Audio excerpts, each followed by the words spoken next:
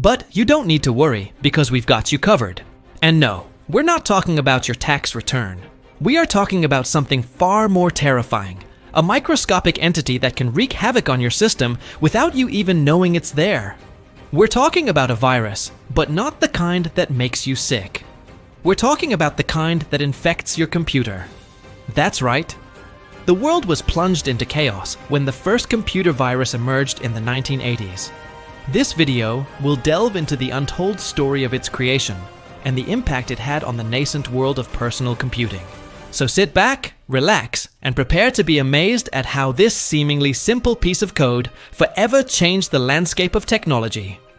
Before we get started, be sure to hit that like button for more amazing content. Let's begin. The year is 1971, and the place is the Massachusetts Institute of Technology. In the hallowed halls of this prestigious institution, a young computer scientist named Bob Thomas is hard at work on a project that will change the course of history forever. You see, Thomas wasn't just any ordinary computer scientist. He was a pioneer in the field of artificial intelligence, and he had a particular fascination with the idea of creating programs that could replicate themselves.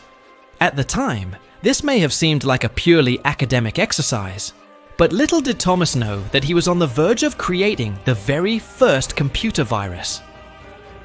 Thomas's creation was a program that he called Creeper, and it was designed to do only two things. First, it would display a message on infected computers that read, "I'm the Creeper, catch me if you can." And second, it would replicate itself and spread to other computers on the network. While this may seem relatively harmless by today's standards, it was actually a revolutionary concept that would lay the foundation for countless viruses and worms that would come after it.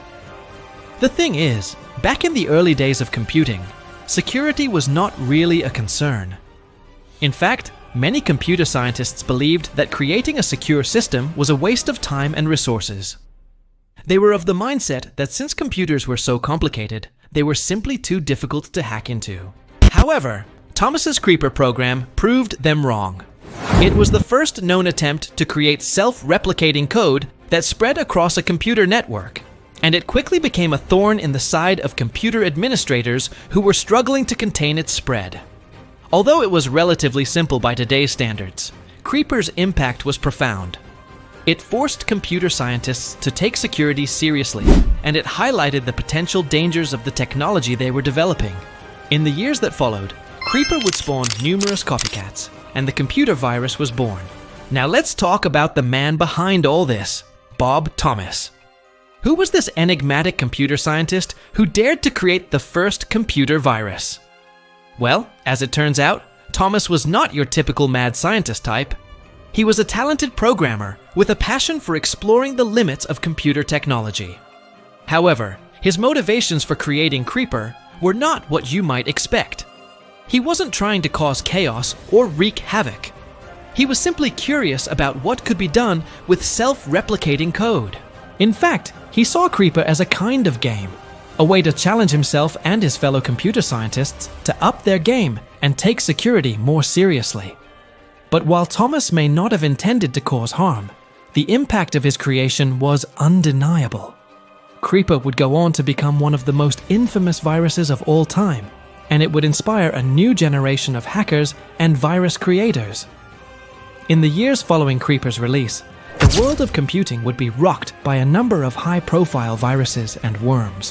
One of the most notable was Elk Cloner, which is considered by many to be the first computer virus to infect floppy disks.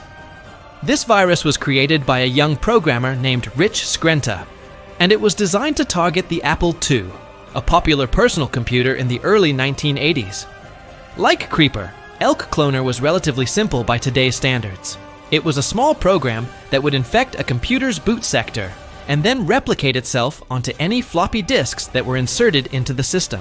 However, its impact was significant. Elk Cloner spread like wildfire through the burgeoning personal computer market, and it quickly gained a reputation as one of the most troublesome viruses of all time. So why did Skrenta create Elk Cloner? As it turns out, his motivations were much like Thomas's. He was a young programmer who was fascinated by the possibilities of computer technology, and he wanted to explore the limits of what could be done. Skrenta was also something of a prankster, and he saw Elk Cloner as a way to have a little fun at the expense of computer users everywhere. However, he would soon learn that creating a virus was not all fun and games. As Elk Cloner spread and caused chaos across the personal computer industry, Skrenta found himself at the center of a media storm. He was interviewed by major news outlets, and his creation became a major talking point in the early hacking community. Ultimately, though, Skrenta's actions would help to raise awareness of the growing threat of computer viruses and would contribute to the development of some of the first antivirus software. As the personal computer market continued to grow in the early 1980s, so did the threat of computer viruses. One of the most prolific virus creators of the era was a group of hackers who called themselves the virus community. This loose collective of programmers was responsible for a number of highly contagious viruses that spread like wildfire through the burgeoning computer market.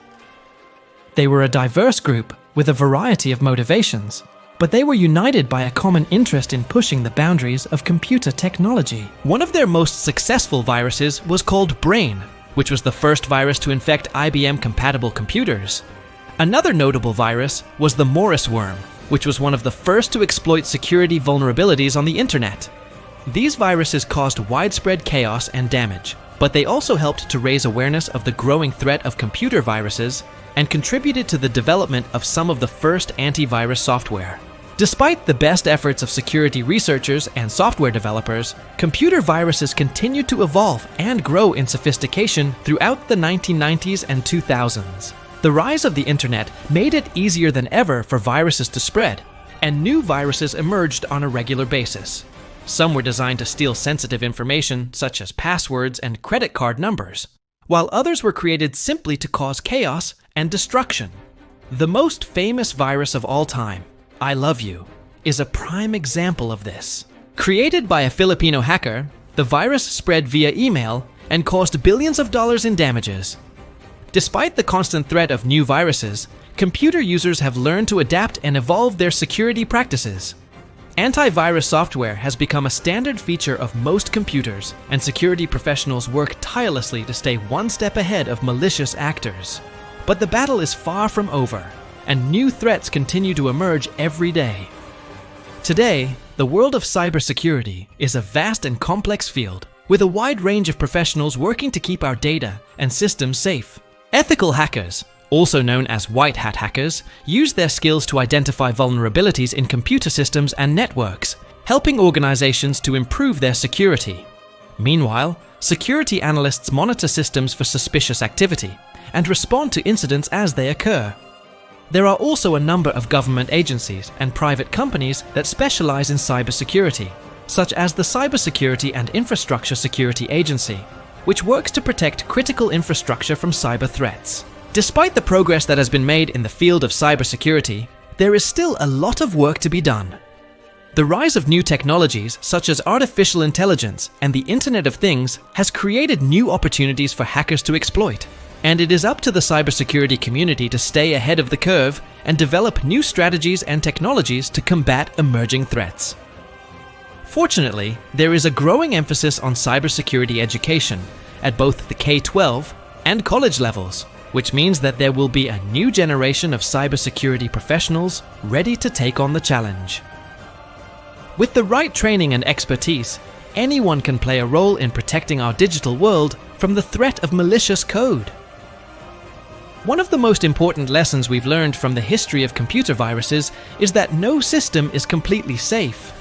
Even the most sophisticated security measures can be breached by determined hackers, and it's important to remain vigilant in the face of new threats. From the early days of Creeper and Elk Cloner to the more recent ILOVEYOU virus, each new outbreak has taught us something valuable about the nature of cyber threats and how to mitigate them. As technology continues to evolve, we can be sure that new challenges will arise, but with a strong understanding of the past and a commitment to ongoing education and training, we can all do our part to keep our data and systems safe. We hope you enjoyed this video and learned something new about the history of computer viruses. If you want to learn more about cybersecurity or other topics related to technology and innovation, be sure to check out our other videos. Thank you for watching and stay safe online.